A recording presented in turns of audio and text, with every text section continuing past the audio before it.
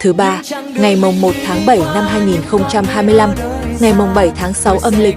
Chúc đại gia đình và các bạn bước sang tháng mới muôn điều như ý.